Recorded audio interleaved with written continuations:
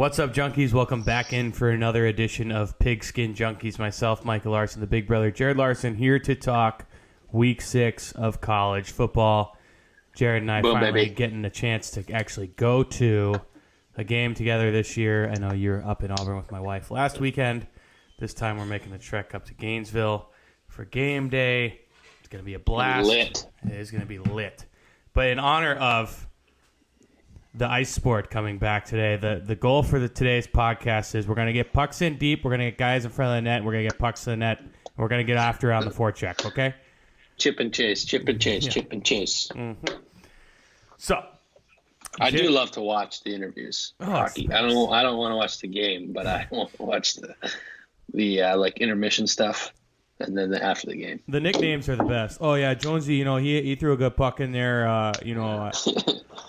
Jonesy throwing the puck in there, and we got a couple of chances and just couldn't knock it in the top shelf, and couldn't get the cookies up there, and but and the goalie's always this French guy. Jean-Pierre really stood on his head tonight, so I got to tip your cap to him, and on to Toronto. We're on to Toronto, yeah. Hey. So Jared is where we stand on the year. Jared 13-12. I'm 12-11. Jared and I were hot coming out the gates. The last 2 weeks haven't been too kind to us. And just can't seem to get it going. Some brutal takes there. Head to head, as I love mentioning. So Jared gets pissed off. I'm 3-0. Gun to the head segment. I am 4-1. Jared is 1-4. So with that being said, though, Jared did have the better week last week, coming in with 2 wins because I only had 1. Thank you, UCF. I'm still butthurt about it. I was thinking covering at halftime, but you can't hang on to it for the next 2 quarters. You give out 21 unanswered late in the fourth quarter. I hate you. But, Jared, go ahead. First game, right off the bat. I can't get rid of the hockey accent now. Like, Cincinnati, the Bearcats, +4 against the aforementioned UCF Knights. Really like this spot here. This is completely and totally on brand for me. Friday night at the Nip, going to be lit, all black, blackout. Black field, the whole deal. So dumb. Brandon Wimbush moved to wide receiver. Did you see that? No way. Yeah. UCF has an embarrassment of riches at quarterback right now. Yeah. But I still will take the home team and the points. Cincy catching 4. Think they could win outright here. Yeah, I love all the people. Like, I think Barstool tweeted out, like, did Cincinnati change the game with this field? And Boise State's like, guys.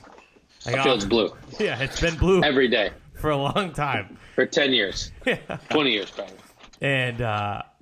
And then you even got Eastern Washington with the red field. So here we go. Red. First black field. We'll see. I was tempted to bet that one, but I just feel like UCF's just on this scorched earth mentality now. But it is a Friday night. Those ones always scare me. So I'm staying far, far away.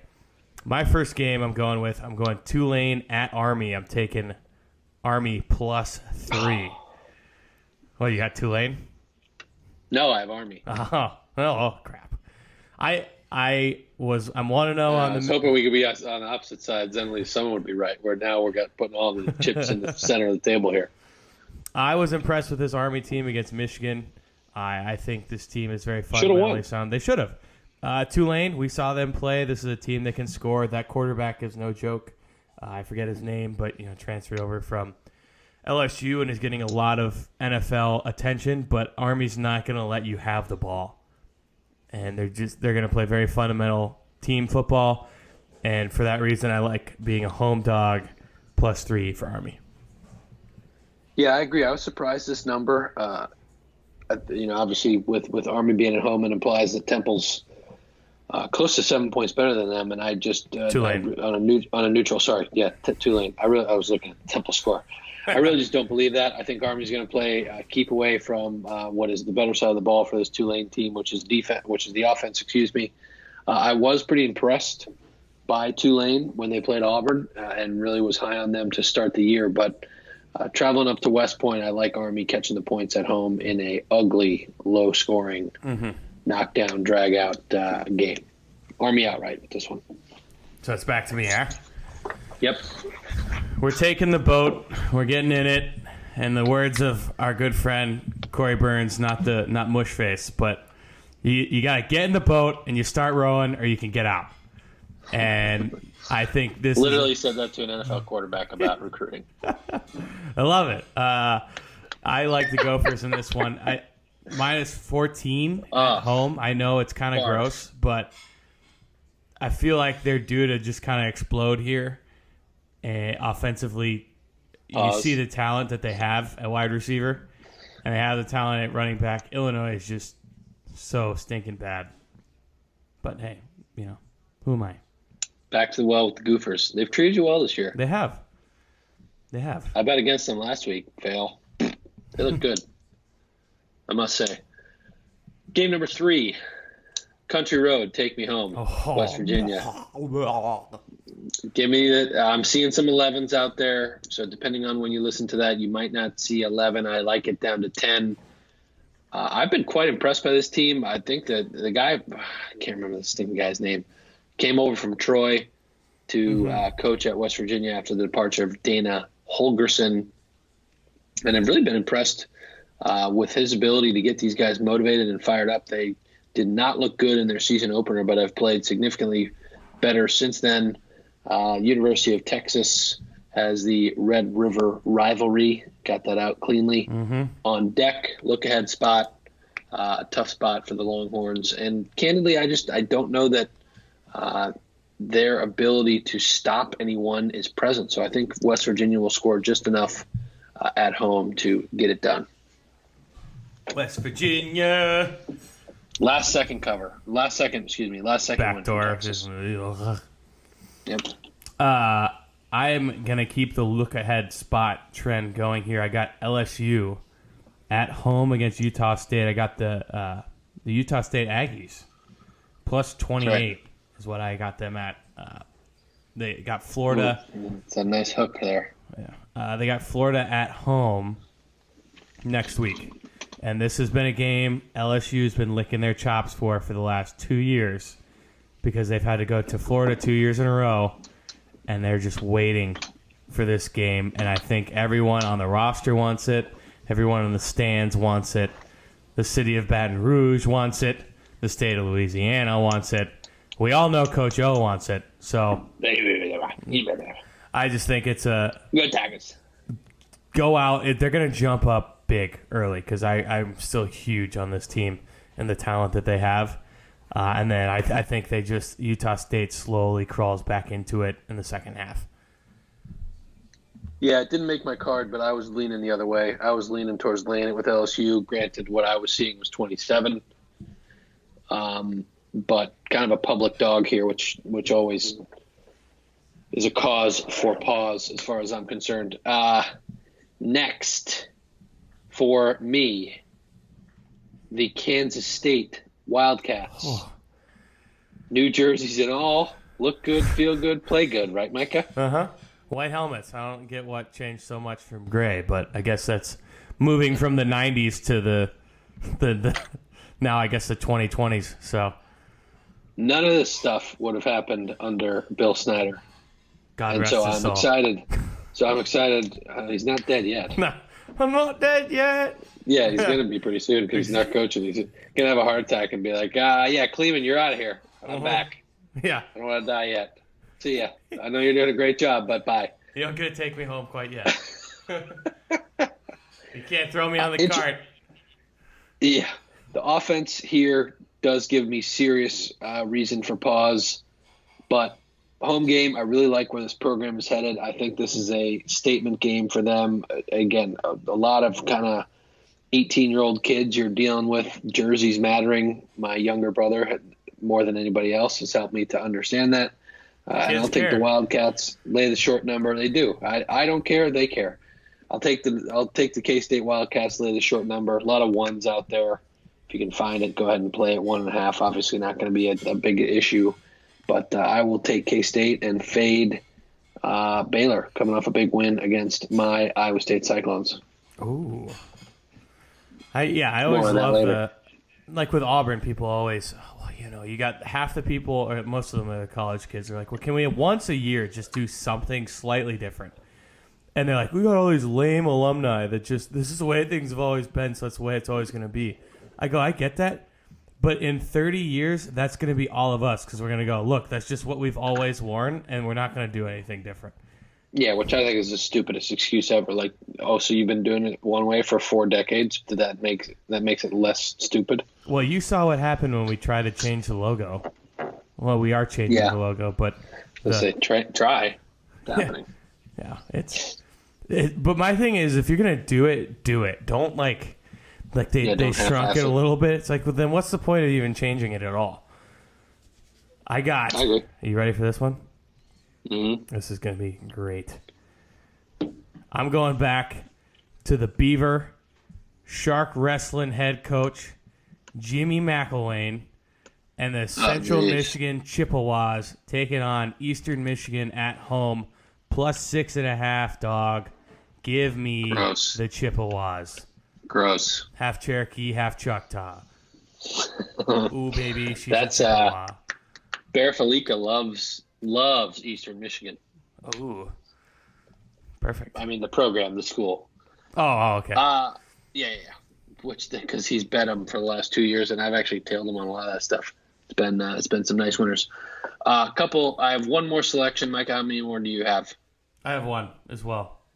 Okay, so I'm gonna talk about near misses. UConn +11. Oh. No idea how you lay any points with USF, much less lay 11 with the Fighting Charlie Strongs. No clue how that game. I mean, Puke Fest USA, that game. You watched UConn play last week, right? Yes. Oh. Yes. Georgia Tech +10. This team stinks. Mm-hmm. New coach, new system coming out of the wishbone or whatever the hell it's called under Paul Johnson. They are getting 10 at home. You went against a North Carolina team with Mac Brown. I'm not sure how you could get any flatter. Won't even get off the bus. But I simply have zero interest in betting a Georgia Tech team. I mean, you talk about plug your nose and click, click, click. These games are gross. Yeah. Troy getting 23.5, like them a little bit. So these are just numbers that generally surprise me. Northwestern +7, let me down last week. Covered against Wisconsin, let Micah down. I know. Pat Fitzgerald as an underdog. I don't trust this Nebraska team. No. It's really all it comes down to. Been saying it all year. For some reason, like an idiot, went to the window with them last week and just got the brakes beat off them. We both did. I presume Auburn will be in gun to your head, so I'll leave that alone. Final selection, Iowa State Cyclones, -3, potentially 3.5 at home. They get it done. Tough loss last week against Baylor. Get back to Ames and get it rolling with the Matt Campbell train. I like this team. A big, big game. Big mistake. From Brock Purdy against Gary Patterson and the TCU Horny Frogs. Doing the Horned Frog sign. Whatever the heck that is. The air quotes, but you just kind of stop when you bring them down. That's the logo. Yeah. So I'll actually just transition it to Gun to Your Head because my last pick is the first pick of Gun to Your Head, and that is game day. It is a game that Jared and I will be attending. It'll be great. We'll send lots of pictures. Super, super excited for the start of this one. Auburn -3.5 is what I got it at, which I'm still feeling really confident about it. I know Jared says I'm a mush, but whatever. I don't know where you paid that high of a price. Because it jumped you paid $60,000 for a Kia. Yeah, it jumped really hard because it opened 2.5, and it just went woof right up to 3.5. And then I think at 3.5, a lot of people grabbed Florida, and it came back down. So I just was a mush and didn't wait at all.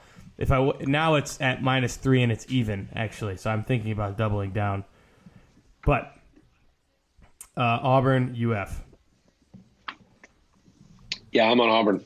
-2.5 is the price that I paid earlier this morning. I don't know how Florida scores more than 10 points. Said it before, say it again. I do have concerns about Bo Nix going on the road again in another hostile environment, another primetime game. And I know he played really well against Texas A&M, but the reality is that game was over 20 minutes into the thing. Mm-hmm. So the last 40 minutes was not this, primetime situation. So fortunately, we've been able to find ourselves in some of these key situations on the road. I think Oregon really got popped in the mouth in the first half. We're able to battle back in the second half, but that was a neutral site game. And even I would contend more Auburn fans than Oregon. So this Florida defense is legit. It's real. And they are very good edge rushers. I'm concerned about their ability to get pressure on Bo Nix. I've been saying he has a tendency to try and back out the back of the pocket out and around, which could present problems against a strong, as I mentioned, Florida pass rush. Mm-hmm. So I'm hoping that he's learned to step up through and into the pocket as opposed to trying to escape out the side. But there's really no way to see that outside of getting to the stadium this week. I mean, the offense looks good. The old Gus Bus calling the plays. We are running and shaking on offense. And the defense is probably the best it's been in 10 years. Yeah, defense looks great. It's going to be great to watch because I think Kyle Trask if Felipe Franks is a starting quarterback, I feel great about this game. But Trask is actually very talented with his arm. Now, this will be the first true defensive line that he has to see. I was going to say, they haven't really. At the risk of old guy, get off my lawn comment, SEC homer saying they haven't played anybody, but I interrupted you. I just don't feel like they've faced a worthwhile opponent. No, they beat Kentucky in the second half. He came back in and played a really good second half. And then Tennessee. And then Tennessee was horrible. And then Towson. Which even in Tennessee, he missed some passes where Bo Nix last week, I think, hit some. We saw some passes against A&M that he was just juiced and was like, holy crap, he's open, and launched it. Where this week you saw a little bit more of a poise in the pocket. So hopefully, you're seeing progression every single game. I think Joey Gatewood's going to come in as well. You're going to see a lot of number one, and he's going to give him some tough looks. And also, the big thing with the A&M game was the first drive we go down in 6 plays, like 84 yards, and score, and take the crowd out of it immediately. I don't think that's going to be the case this week. I think this is going to be a knockdown, drag-out fight for a little bit. And then second half, somebody pulls away by a touchdown or two. And by that somebody, I mean Auburn. So Friday night game, though, we have Michigan taking on the Hawkeyes at home. Big Saturday. Blue. Is it Saturday? I thought I saw on the schedule. Yeah, Saturday nooner. Sorry. My schedule thing is just totally wanky. So, anyway, Big Blue at home, -3.5 against the Hawkeyes. Everybody knows I love Iowa. I got to take Michigan here. The entire world is on Iowa. This game has been bet down from 7 at the open to 3.5, 3 I think I saw in some places today. Look, this is the game where you're just going to plug your nose and you're going to take Michigan and you're going to say, okay, they're way better. If they're built out of anything, they will respond and win this game at home. Otherwise, they are going straight into the dumpster, and Jim Harbaugh will not be the coach in 2020. I got Hawkeyes. I think this is going to be deja vu of the Army game. Hawkeyes are just going to hold the ball, munch, and Harbaugh's going to have to get out of what he likes to do early. Harbaugh wants to play knockdown, drag out, hold the ball the whole time. Iowa wants to play that way. It's going to be a low-scoring, ugly football game. Hawkeyes, 3 yards in a cloud of dust. It is. That's what it's going to be. And I think I like Iowa in this one. Awful. They're going to be ruining the wonderful announcing of Gus Johnson with playing this trash style of football. And last but not least, they should put Beth Mowins on this game. Gross. The 2 state schools up in the Big Ten. You got Ohio State, not the Ohio State, just Ohio State, taking on Michigan State. In this one, I believe, yes, the line is Ohio State -20.5. This is at the Horseshoe. Yeah, I'm going to take Ohio State. because this is called Gun to Your Head. It's the name of the segment, and I definitely will not be betting this, but for the purposes of this television show, I do not have any interest. Yeah, whatever this is, radio show, podcast. We're on the TV I'm now. I'm looking at you, so it looks like I can. It's a TV show. I'm on the telly. Right now, at least. I'm on the telly. I will take. I have no interest in stepping in front of this Ohio State train. And they're beating everyone by 40. Mm-hmm. I mean, it's just, you want to talk about scorched earth for UCF. This is a real scorched earth. Yeah. Ryan Day is like, I'm the brains behind Urban. I know what I'm doing here. And Justin Fields is saying, I'm the man. Take this, Georgia. Oh, man, I'm 40. You got Jake Fromm down there doing whatever he does, and I'm up here just plowing teams by a million. Yeah, he's really, really good and really fun to watch as well. I mean, they're talented. That team's got so much speed and skill. It's absolutely insane. They're loaded. Yeah. They're loaded. And Michigan State's a bunch of white dudes from Michigan that are like good at defense, and I think they'll be ground to a nub in the second half. Yeah, I'm not a huge fan of this Michigan State team, and of course the one time I bet against them, I was like, yeah, Northwestern, this makes sense, and then they just come out and obliterate them. Just to the meat grinder. Oh, it's brutal.